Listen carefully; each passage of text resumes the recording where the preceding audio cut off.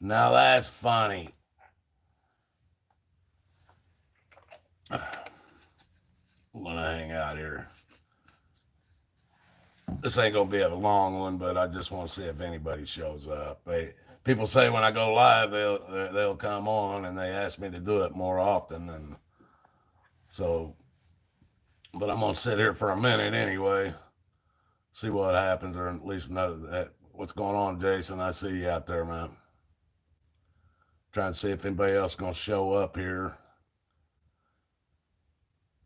It's just something funny tonight that I found out about, and I want to talk about a couple other funny things.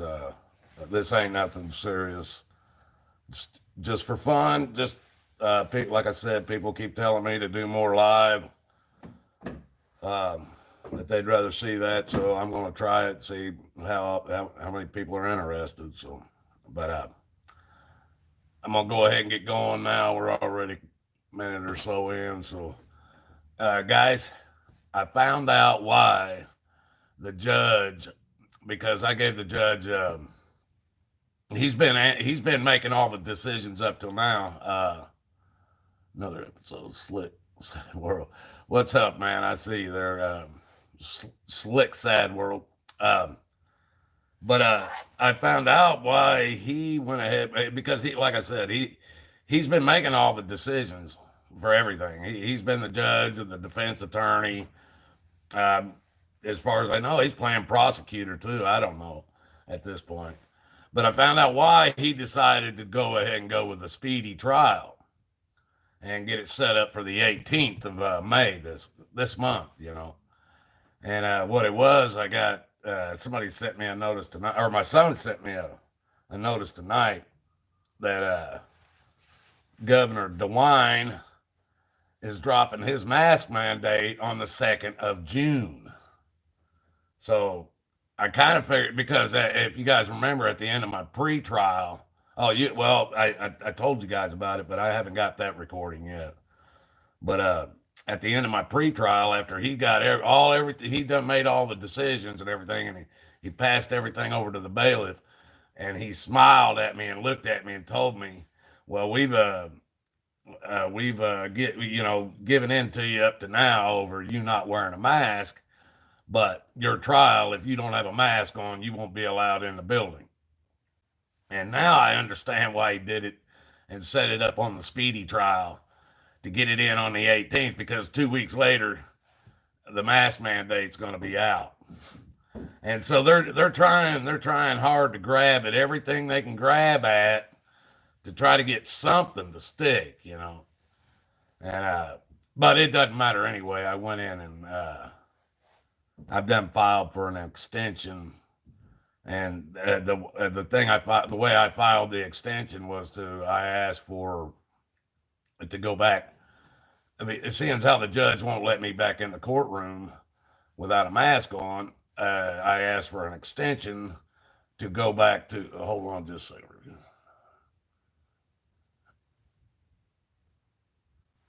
I didn't get it all in, guy. I'll have to go back and look at that. But let me. It's what you was typing in there said something about obstruction. What I was calling for when I was talking about obstruction is the judge himself. Once he becomes a judge, he no longer can practice law, period, as a lawyer or anything else. He's a judge now. He no longer has the right to practice law. And he certainly cannot practice law from the bench. So if he makes any decisions for you, he's acting as your defense, or your defense attorney, or he's making a decision for you. So that's where he's obstructing his job as a judge. He cannot do that. But they railroad people through these courts so much with these traffic violations and these statute violations and stuff that they're basically just revenue, and they get used to doing it. So they even do it in what they call criminal court. It's getting ridiculous.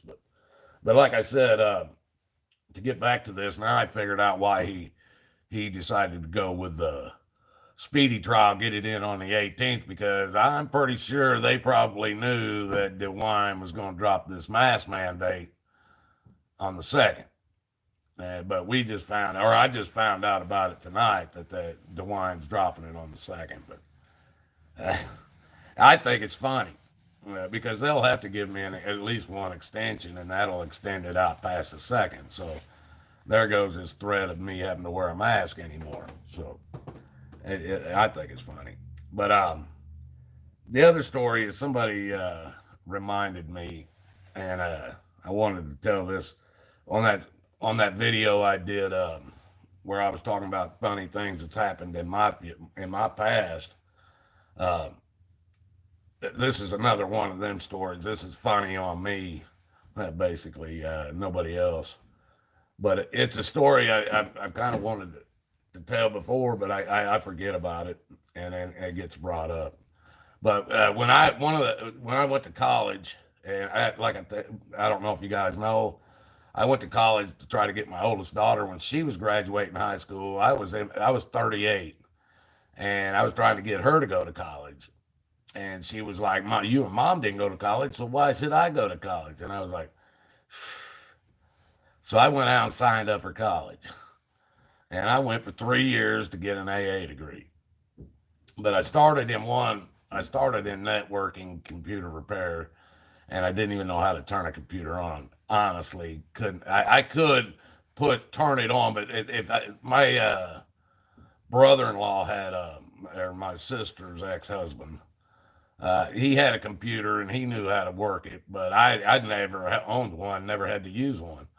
And he would let me, when I'd come over and watch my niece and my nephews, they would show me they would turn it on for me and put either solitaire or this golf game that my brother-in-law had, and I would play. But other than that, I didn't know crap about a computer, nothing. And first thing I went to school for was to learn how to work on them and repair them and network them before I even knew how to actually use one. So, and that was funny. But I ended up switching. I did that for let's see, I did that for about 7 months, and when they told me I was going to have to, just because the technology was going to keep changing, I'd have to keep going. I said, "Nah, I'm not going to keep going to school. No, I ain't going to do that." So I switched over to what they call visual communications, which was something I wanted to get into: web page design, HTML, all that stuff, doing it by code, not drag and drop what they do today. But in the process of doing that, I learned how to use. I spent a year or no, a year and a half using Photoshop and Illustrator, and I also spent some time. I had to do um, ad layouts and stuff, but I also had to take it all the way through to a commercial. And this is the funny part, folks, is when I started doing work, dealing with ads and stuff, they told me, one of the first ones I did any work with, they told me, you need to take an existing ad of something that you find in a magazine or something, and then turn it into your own. Make an ad for that same thing, but change it and make it your own. So I said, all right, I'll do this. So what else could I come up with? Is I come up with a Winchester rifle and shotgun ad. Now this was just an ad in a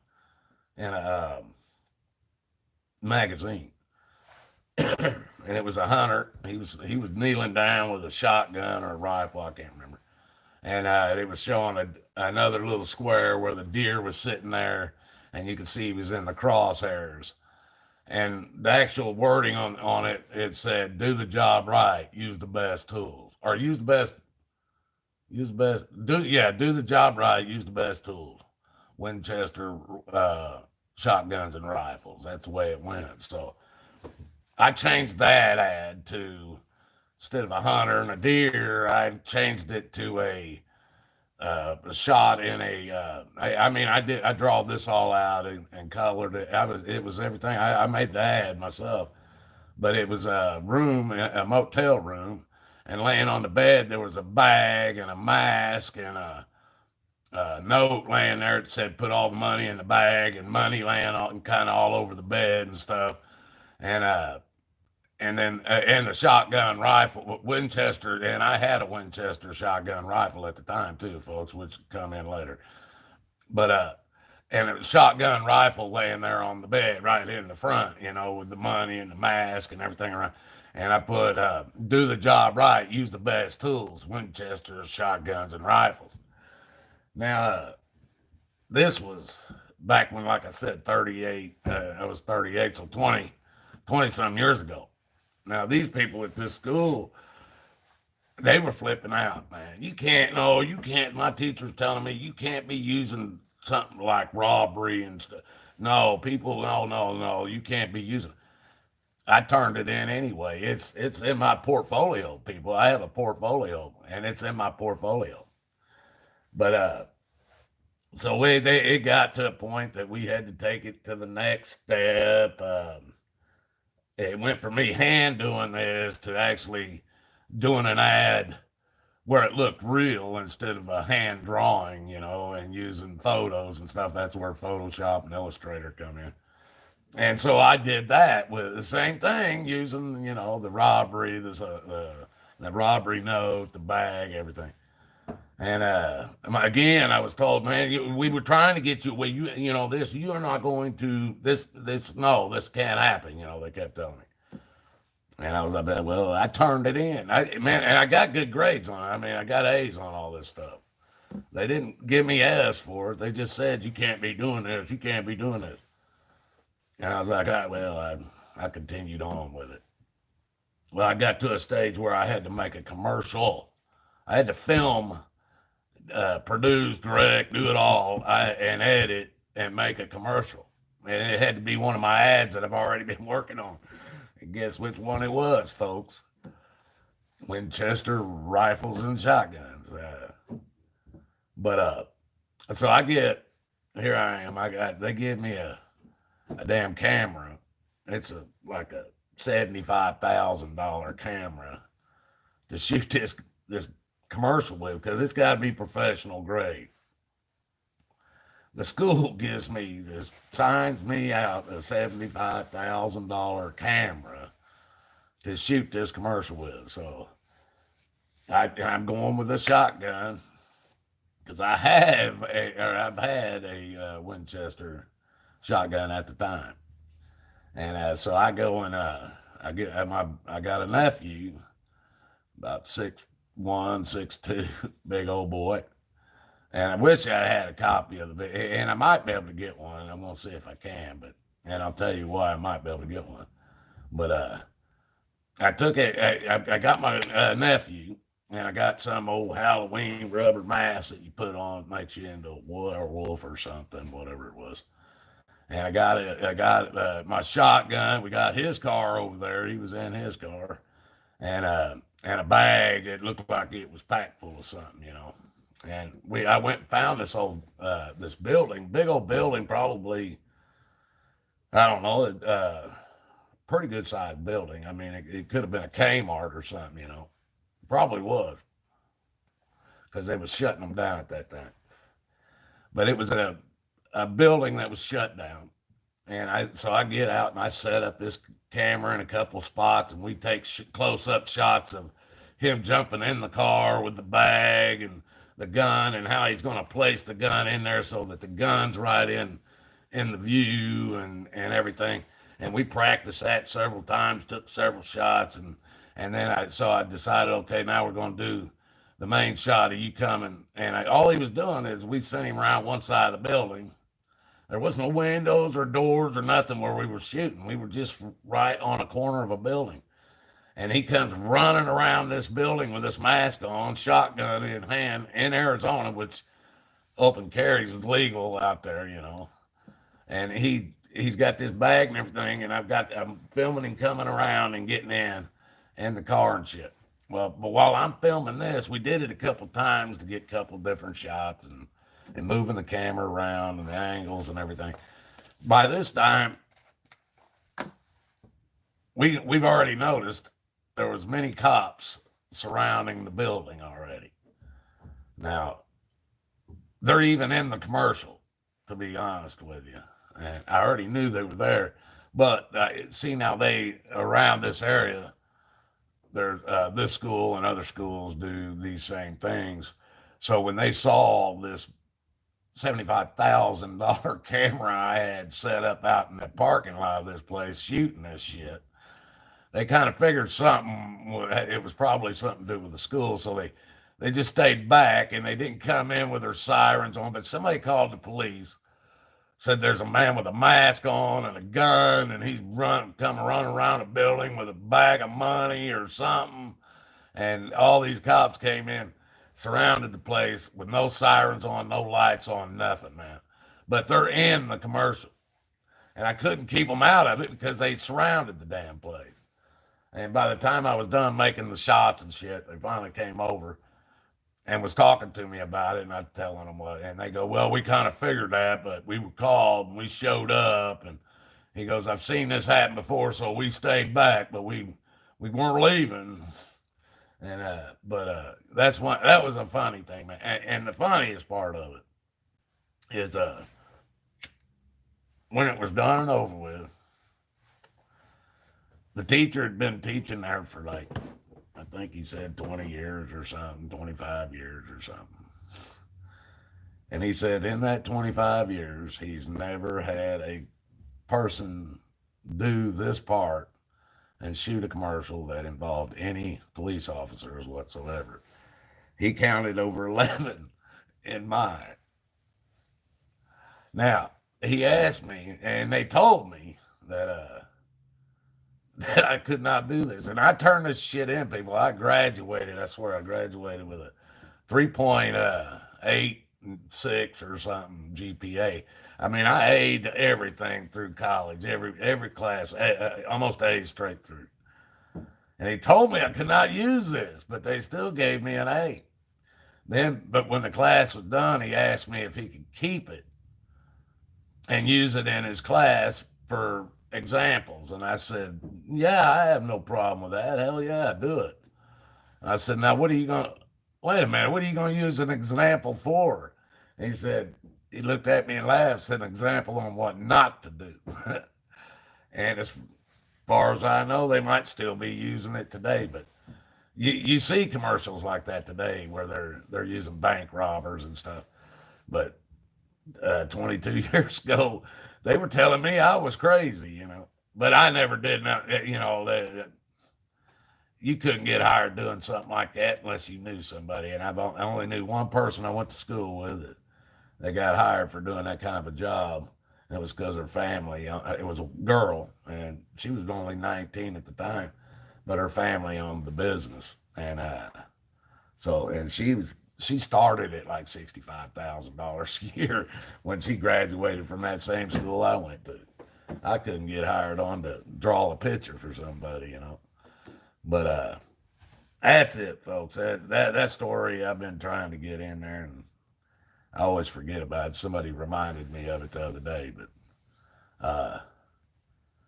I'm gonna make this in a short one tonight. Just trying to give everybody, we got to keep our hopes up. All ain't lost. I mean, that shit's gonna get bad, but you guys, man, you just got to prepare. Just get yourself right with God, and then get yourself right with surviving whatever they're gonna put in front of people. All you got to do is survive it. Maybe you got to get out of the town. If that's what's got to happen, be prepared for it. If things get so bad, I don't know how you're going to be able to stay in town. You ain't going to be able to find no food if it gets bad. So, people, just remember, the only way out of this is through Jesus Christ. May God bless us all, because that's what it's going to take. And make no doubt, God loves each and every one of you out there. All he wants he just wants us to make the choice to spend eternity with him. That's all he wants us to do, and that's all we need to do. So I pray for everybody every day that you guys find what I have found, because it's better than anything I found anywhere else, and I've been everywhere looking for it. It's the best thing I've ever found. So you guys have a good night out there. Just me again, trying to have a good time in these hard times. Be good, guys. We'll catch you next time.